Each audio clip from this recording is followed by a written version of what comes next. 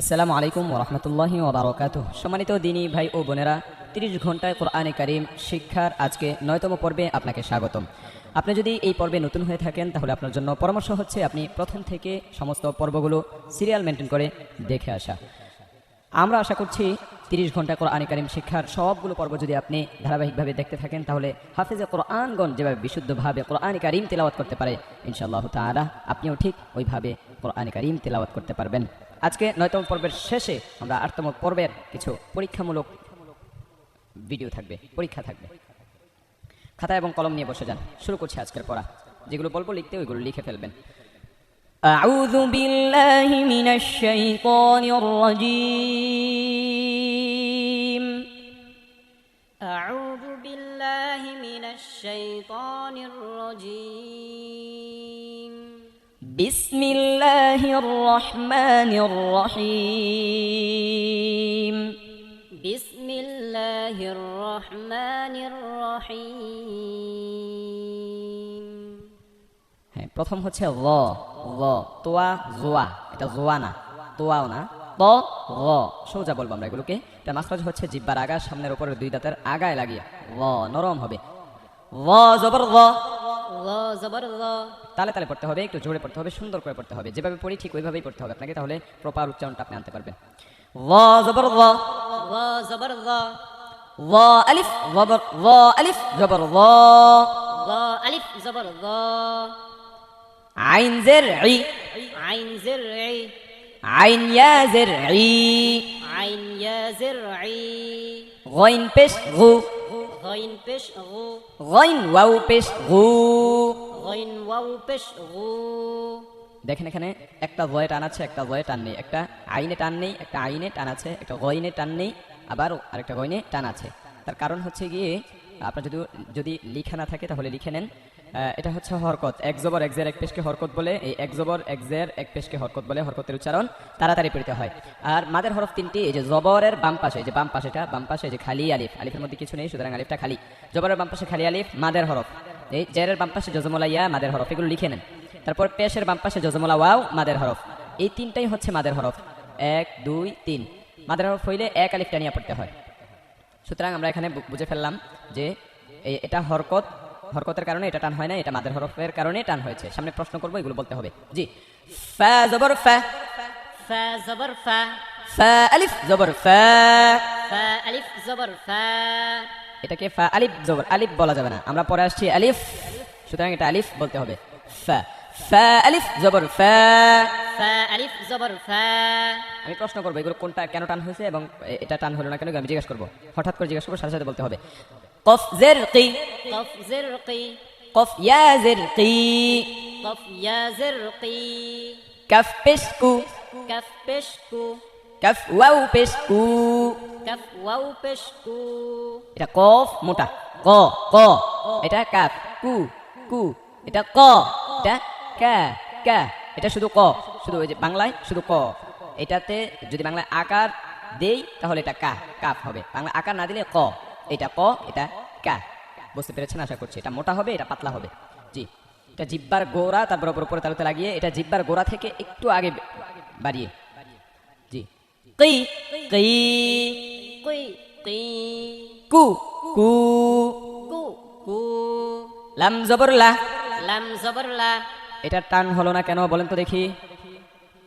হ্যাঁ, আশা করছি পেরেছেন। আমি আবার বলে দিচ্ছি, এটা হরকত, এক জবর এক জের এক পেশকে হরকত বলে। হরকতের উচ্চারণ তাড়াতাড়ি পড়তে হয়, এজন্য তাড়াতাড়ি পড়েছি, টান হয় নাই।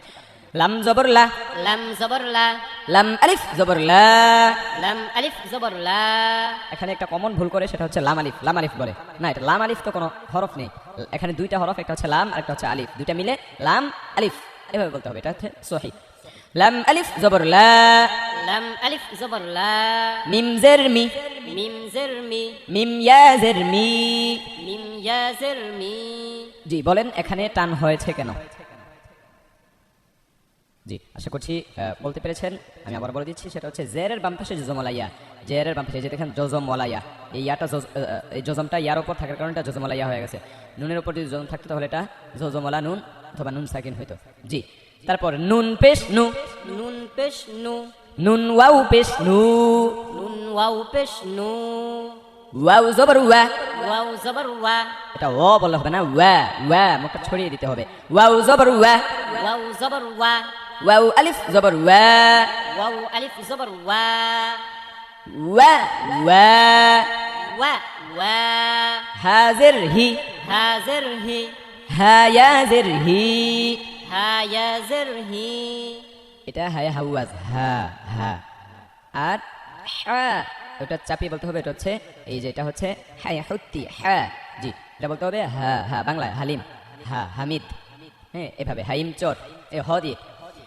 আচ্ছা জি, হাজির হি, হাজির হি, হায়াজির হি, হায়াজির হি, হামজা পেশ উ, হামজা পেশ উ, হামজা ওয়াও পেশ উ, হামজা ওয়াও পেশ উ, জি এটা হামজা বলতে হবে, এটা হামজা, এটাও হামজা, এটা লাম ওয়াও পেশ লুও বলতে পারেন, হামজা ওয়াও পেশ উ বলতে পারেন, নো প্রবলেম। হ্যাঁ এটা বলতে হবে উ উ উ উ, এভাবে বলতে হবে, এটা হু হু এভাবে বলা যাবে না। হামজা পেশ উ, হামজা পেশ উ, হামজা ওয়াও পেশ উ, হামজা ওয়াও পেশ উ, ইয়া জবর ইয়া, ইয়া জবর ইয়া, এটা ইয়া বলা যাবে না, ইয়া ইয়া জিব্বার মধ্যখানে উপরে লাগে, ইয়া ইয়া জিব্বার মধ্যখান দিয়ে উচ্চারণ হবে। ইয়া জবর ইয়া, ইয়া জবর ইয়া, ইয়া আলিফ জবর ইয়া। ইয়া আলিফ জবর ইয়া। জি বলেন এটা টান হলো কেন? আশা করছি পেরেছেন। আমি আবার বলে দিচ্ছি, এটা এই যে জবর, জবরের বাম পাশে খালি আলিফ, মাদের হরফ, মাদের হরফে এক আলিফ টানতে হয়, এক আলিফ টান দিয়েছি আমরা। ইয়া ইয়া, হামজা জের ই, হামজা জের ই, হামজা ইয়া জের ই। হামজা ইয়া জের ই।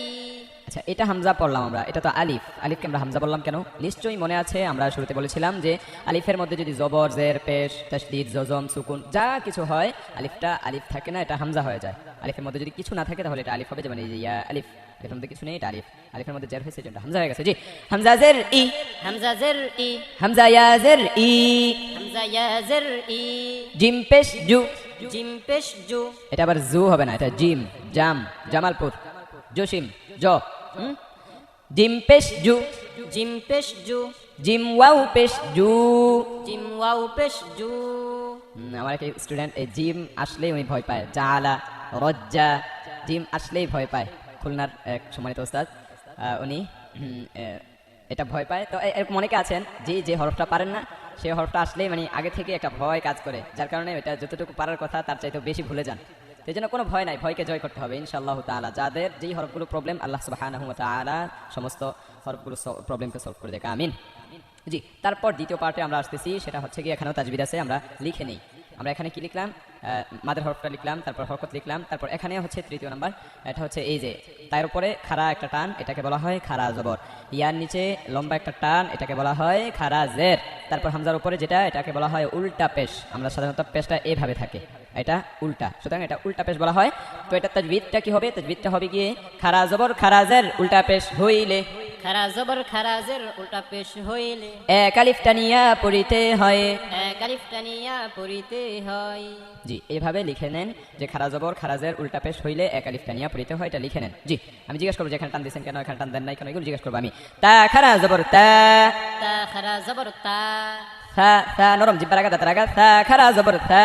তা খারা জবর থা, জিম খারা জবর জা, জিম খারা জবর জা, দাল খারা জবর দা, দাল খারা জবর দা, দাল নরম দাল খারা জবর দা, দাল খারা জবর দা, জা জা জা জা খারা জবর জা, জা খারা জবর জা, এটা জা জা জা জা, জা জা, জা জা, মাশাআল্লাহ। সিন খারা জবর সা, সিন খারা জবর সা, সা না সা, সা, জি ভিতর দিকে সা।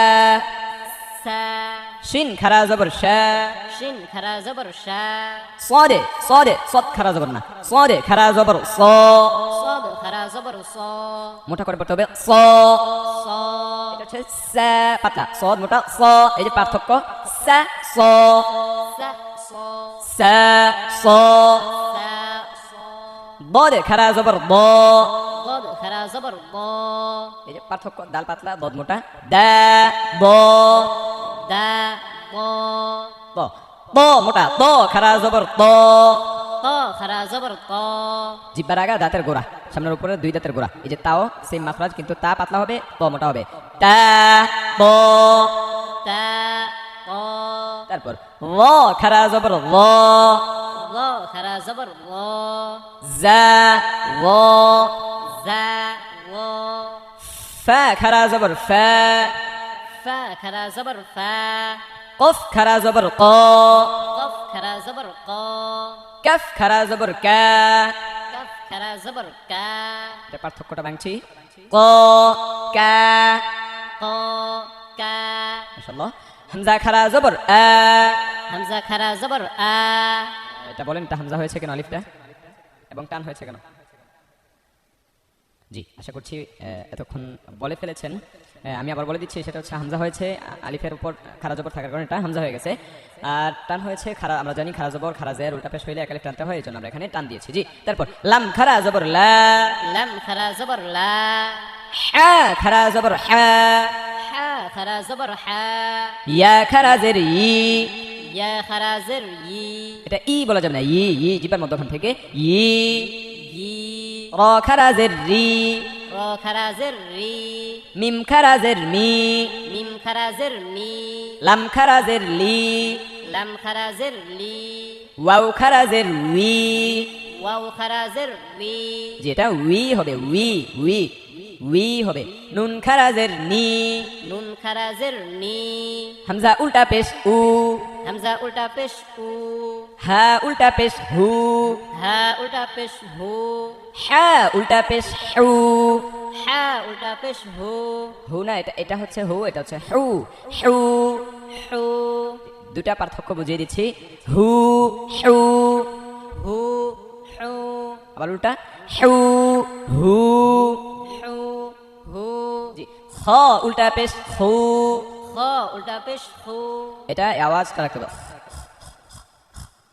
হু হু, হু, হু, হু, প্রচুর পরিমাণে প্র্যাকটিস করতে হবে এটা। তারপর আইন উল্টা পেশ আউ, আইন উল্টা পেশ উ, উ উ উ, উ, উ উ, আইন বলতে হবে, পার্থক্য করতে হবে। দুইটাই যদি উ উ হয় তাহলে তো আর হলো না, দুইটাই যদি উ উ হয় তাহলেও হবে না। একটা উ একটা উ বলতে হবে, যেমন উ উ। উ, উ, গইন উল্টা পেশ গু।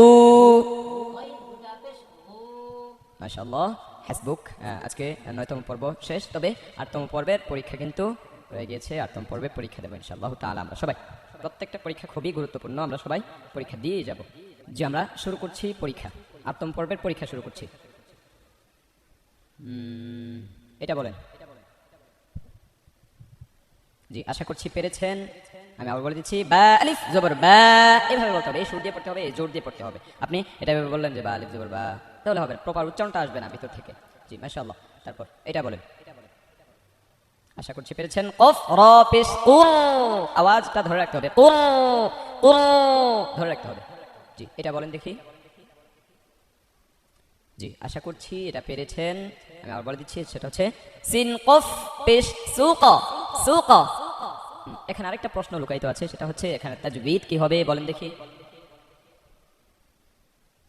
জি, আশা করছি পেরেছেন। আমি বলছি যে এটা এখানে তাজবিদ হবে কলকলার হরফ। দেখেন আপনার ইয়ের সাথে মিলেছে কিনা, যদি না মিলে তাহলে তো পরীক্ষায় আপনি ফেল করেছেন, আর যদি হয় তাহলে তো ওয়েল, আপনি পাস করেছেন আলহামদুলিল্লাহ। প্রত্যেকটা প্রশ্নের অ্যান্সার যাতে দিতে পারেন এমন মন মানসিকতা রাখবেন এবং এমন প্রিপারেশন রাখবেন প্রত্যেকটা পর্বে।